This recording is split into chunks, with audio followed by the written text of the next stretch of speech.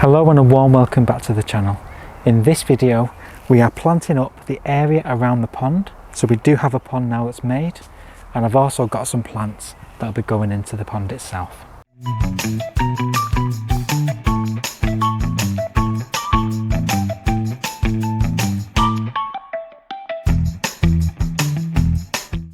Welcome to our new wildlife pond. We have dug out an area, we've lined it with sand, we've placed the liner over the top of that, and we've filled it with water. And pretty much that's as simple as making a wildlife pond is. Providing you have a good depth, so this depth is about 50 to 60 centimetres deep at the deepest point, and it has a nice sloping edge with the rocks that allow anything that gets into the pond a nice easy exit out. It has to be sloping because the last thing you want to have is wildlife getting in and not being able to get out.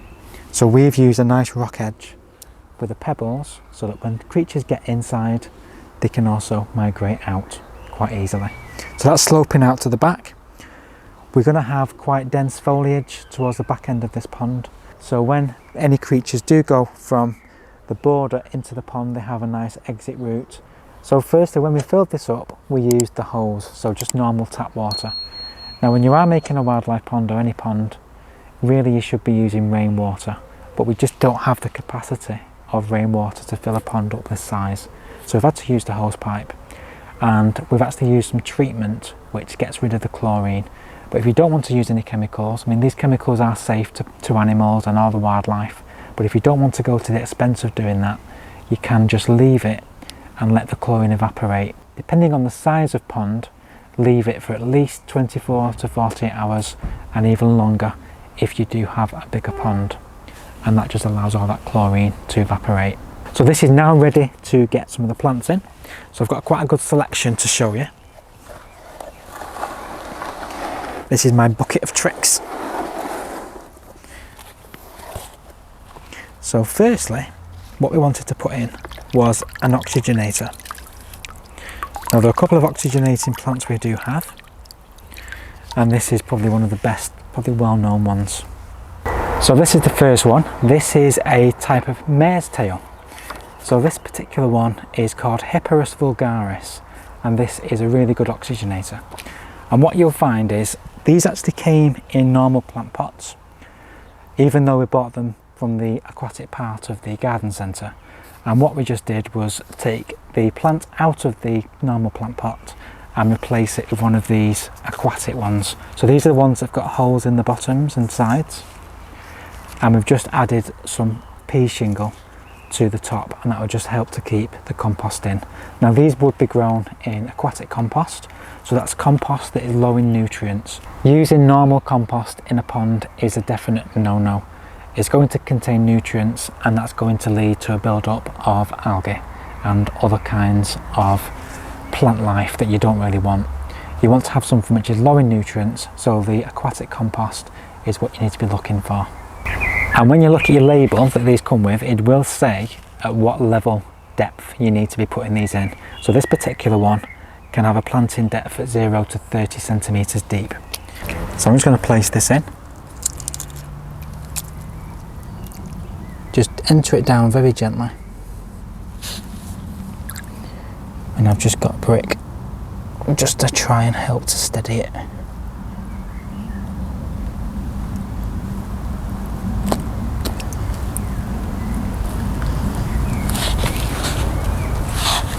So that's one down.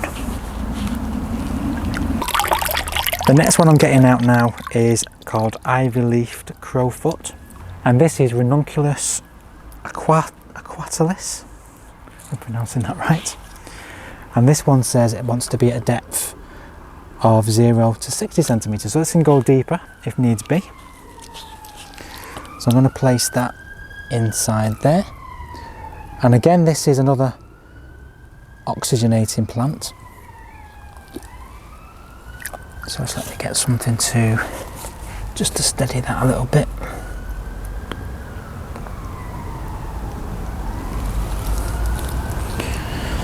So then two are fine there. And this one does have nice flowers, so a nice yellow centre with white petals, so it's quite a nice one. And then we have another one which is a bit taller, and this is a type of spearmint, so quite aromatic this one, and this is called a blue water spearmint. And this one is wants to be a little bit shallower, 0 to 15 centimetres depth. And this one has nice purple flowers when it flowers, so that's a nice one. And I'll place that just towards an edge, just there. And then the main thing that I've been dying to get, I used to have a pond at my mum's house and I always wanted a water lily. Well, and now I'm in my 40s and I've finally got a water lily. And this one is one I can't really pronounce. It's Froebelii, I think, maybe. And this is a lovely deep red. This is suitable for smaller ponds, so it's not going to be one that's going to be too vigorous and take over. So when you pull them out of the water, they look a bit sorry for themselves. But when you place them in the water, they do perk up. So firstly we need to just remove this top label.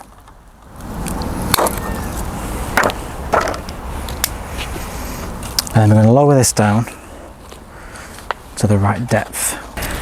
So we just layer that down. This is going to be hopefully right in the middle.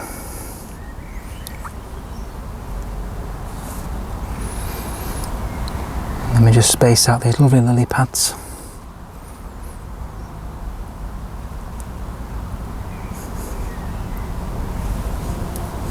And these lovely leaves will provide a nice platform for insects to land on, have a nice drink, and also provide some cover for the pond.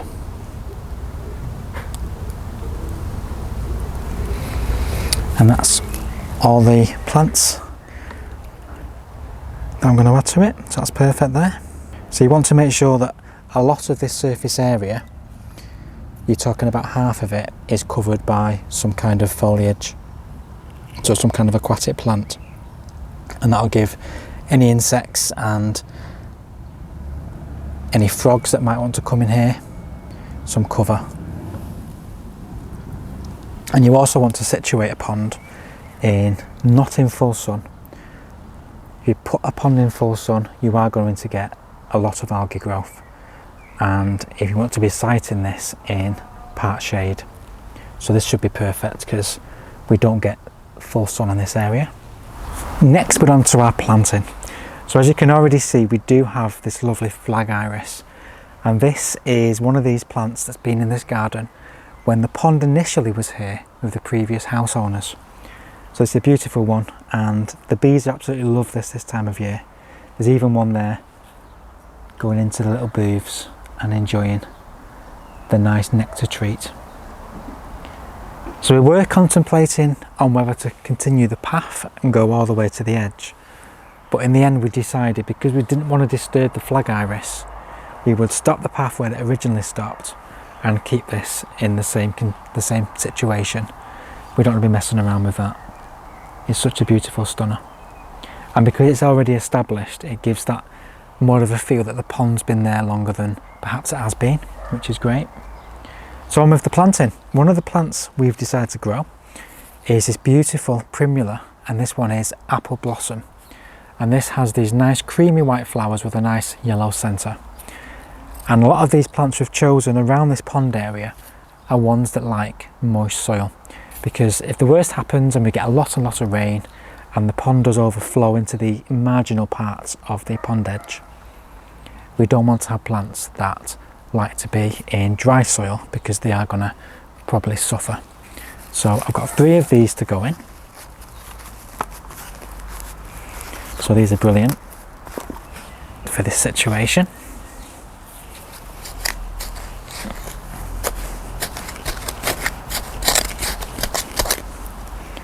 And they can just pop in nice and easy like that.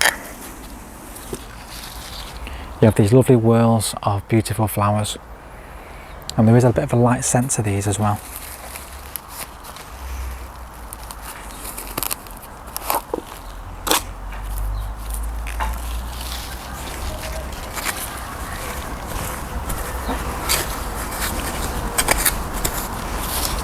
So these would be perfect in this situation.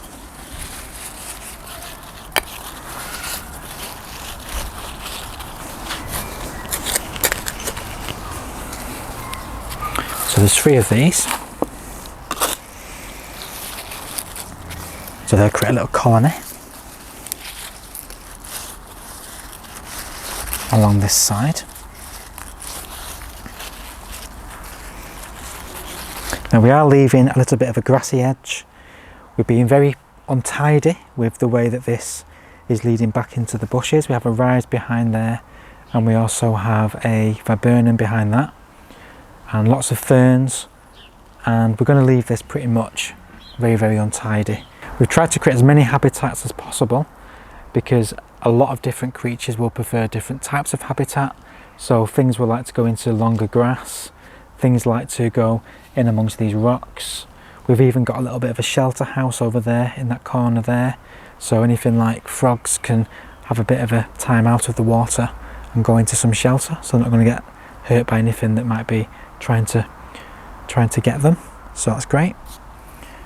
So we have really thought out this area quite well. We have tried to get it as naturalistic and as wild as possible, whilst trying to be attractive to our own eyes as well. So when you're doing a wildlife pond particularly, you don't want to be too tidy. It needs to be a little bit on the messy side, because that will just help with attracting lots and lots of different insects and wildlife. The next one along here is a Geum, and this one is Mai Tai. So this originally was one plant, and what I've just done before I started filming, the flowers had all finished. This one has a lovely, quite a unique colour, quite like an apricot pink kind of colour, and when the flowers finish, we would normally suggest dividing these in the autumn or in the spring, early in the spring, but the flowers had finished. I did need to get more plants from the one plant, so I have sacrificed probably any future flowers this year, but I'm happy with that, providing I've got a lot of this leaf cover, and I have got 3 new plants. So these are just going to pop in along this edge as well. Again, Geums can tolerate quite moist soil, so these are going to be perfect along this edge.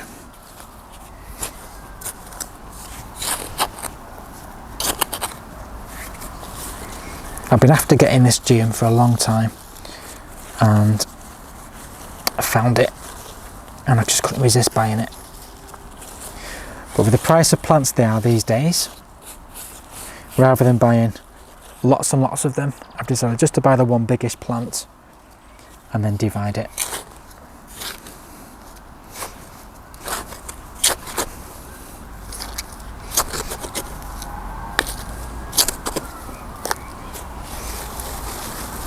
A little bit deeper than that, and in that pops.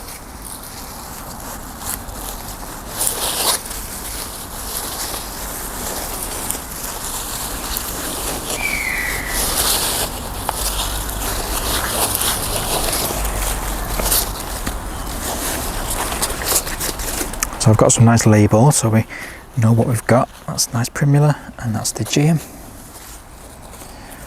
And then onto this corner part.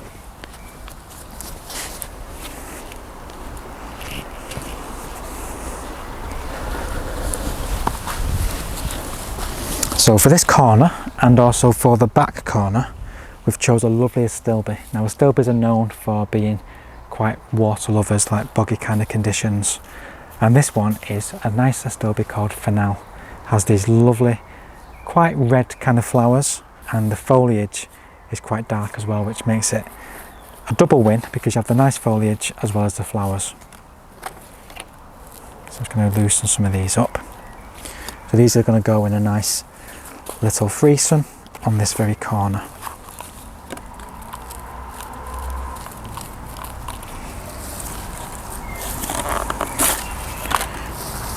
Again, we like our Astilbes, they're such lovely plants.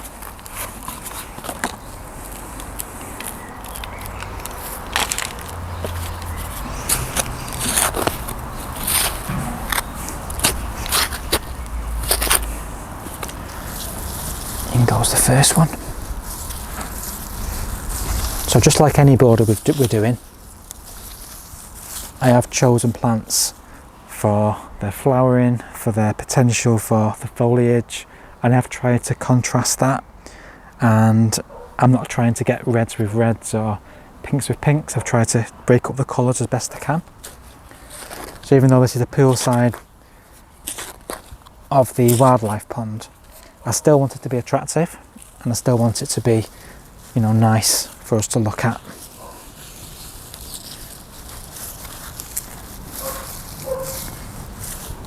So this marker here is the edge of where the decking is going to be.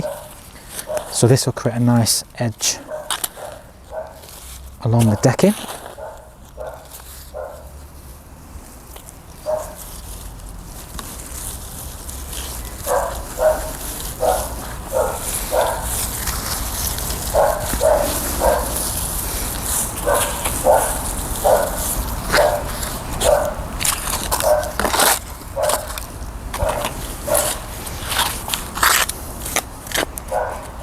So they're just about to start flowering now. They have these lovely red stems and this lovely foliage, so really, really nice. So I'm going to pop over the other side and I'll start planting the other ones over there.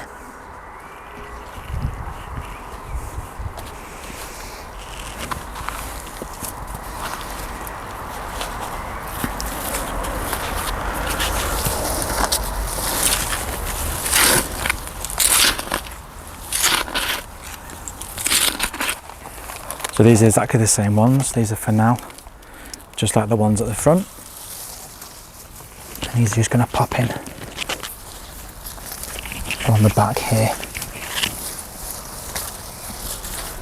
And as you can already see, we have some lovely ferns. And as creatures want to go in and out, they can pass these. They've got cover of the foliage. It just makes for a really nice, attractive looking pond. We've had quite a bit of rain. We had loads and loads of sun for weeks and weeks and weeks, and then the heavens opened and the rain came, which is great because we don't have to do any watering of the plants any the main border. There's a lot of rain that came, but it does mean that you've got to try and snatch time when we can get stuff like this done. And as we go around this pond, we do have some delightful candelabra primulas. So these are hybrids, and these are a fantastic colour. And we saw these at a plant nursery, and we just couldn't resist it. Lovely kind of yellowy, pinky, apricot. Some of these are pink. So we're not quite sure what these are. These are just sold as candelabra hybrids. So again, these are perfect for that kind of boggy kind of areas.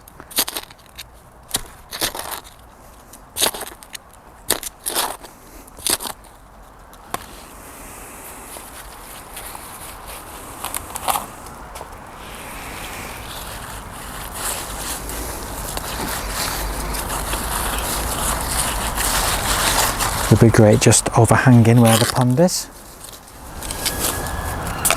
So I'm being careful to give these Centranthus a little bit of room because I know they can get quite rampant.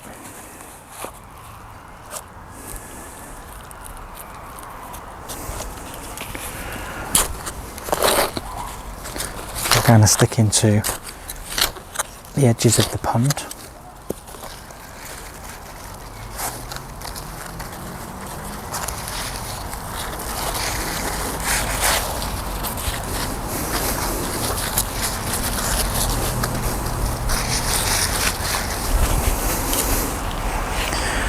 Just one more, which I'll try and put in here.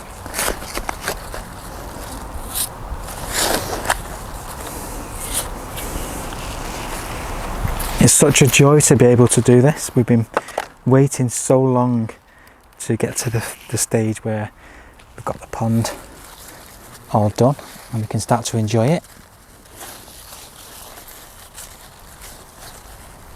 So in they pop.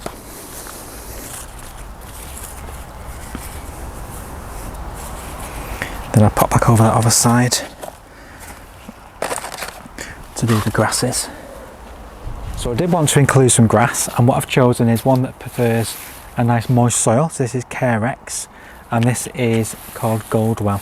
Has these nice green with like a very pale green edging. So these are lovely, a bit like a spider plant, but these are fully hardy and they will be perfect just going along this edge. So I've got 3 of those. So let's get these in.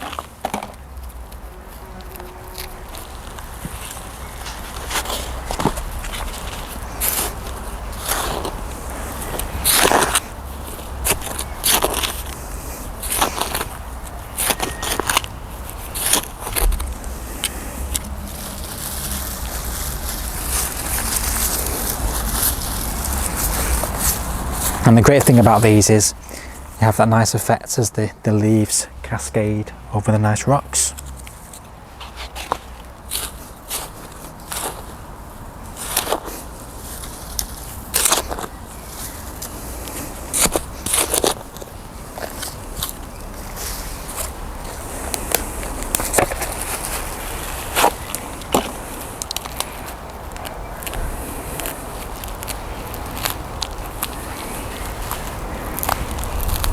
Loosening that root system first. And the thing about grasses is you don't want to plant grasses too close, because you want to give them a little bit of space so they are able to look more natural rather than being all too crunched up. So don't be too eager to plant grasses too close together.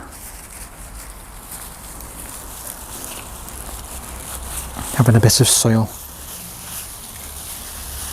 around them is an ideal thing, because when you stretch the grass out, it just naturally falls nicely into place. Then the third one is just going to come on this corner here.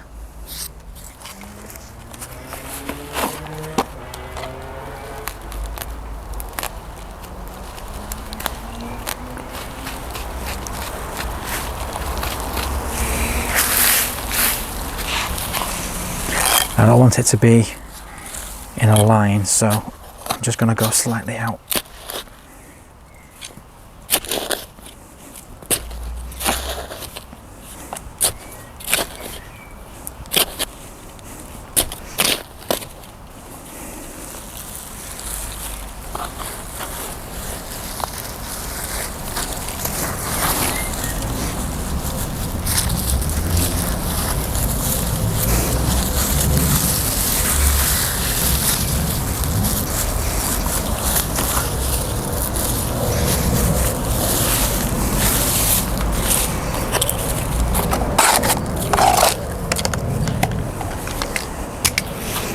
So that should take the edge of where the decking is going to be. And then I've just got a few spaces just in the front here. Now I'm contemplating whether to chance having some of this thrift. I do like that colour. If you can just imagine, that will look quite nice. But again, this is a plant that wouldn't particularly thank me for putting near a pond, because if it does overflow, it would potentially kill it. So although it looks beautiful and I really want to do it, my brain's telling me it may not work. Put plants where they should be in terms of the kind of growing conditions that they prefer. So I have still got a little bit of a stretch just where the edge of where the decking's going to be, and I don't actually have the plants, I don't think, at hand.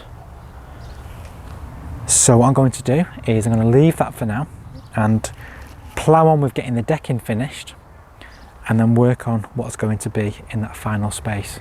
So stay posted, stay tuned, and you'll find out what we decide in due course. But for the time being, I'm quite happy with the plants we've chosen. I'm really happy with the pond plants. I'm really happy that the pond is finally there. It's like a dream come true. We've lived in this house for now over 3 years. First of all, we're looking after it for some friends, and we managed to purchase this house in January this year. So throughout the years that we've been looking after it, I always wanted to bring the pond back to where it used to be. This is exactly the same position where the pond years ago used to be. And I always envisaged having a pond back in this space, and to have it now, and it's here, you know, it's not just in my mind, it is actually here in the physical form, is just amazing. So you probably find me now just Andrew's probably going to find me just sitting out here and just staring at it from now until eternity, because I just think it's so beautiful. And especially when the wildlife start to use it, it's going to be a real privilege that they then decide to take on this as their home and use it as they wish. So yeah, I'm looking forward to the next so many months and seeing what kind of creatures decide to go into it. So I'm going to leave the video there for now. I do hope you found it informative. The only thing I will say is, if you are creating a wildlife pond, the word wild is a key to how the insects and creatures are going to prefer it to be. They don't want it to be too pristine, too manicured. They just literally want you to provide the cover, provide the plants that they're going to be mingling among, provide some shelter within the pond with the pond plants, give them access so they can get in and out of it. I probably find birds going down the slope and having a drink. Sometimes you get to see bees having a little drink on the lily pads, so that'd be good to see that. But yeah, the main essence is a wildlife pond should be potentially quite wild, and that's what we've tried to do. And we've deliberately tried to have an area towards the back which is quite wild, so that they can come in that way and also leave that way. And if there's any danger from predators, foxes, cats, whatever, there is somewhere for them to go and hide. And I do hope that we're able to encourage the hedgehogs as well, because hedgehogs will like to have a drink from the pond, so they can clamber down that nice slope, pebble slope, and have a drink, and hopefully keep a good check on all our slug populations as well. That'd be wonderful if they could. So thank you so much for watching. Hit that like button, hit the subscribe button. If you do have any comments, please drop them in the comments box below. We will see you very soon on the next video. In the meantime, please do take care, and as always, happy gardening.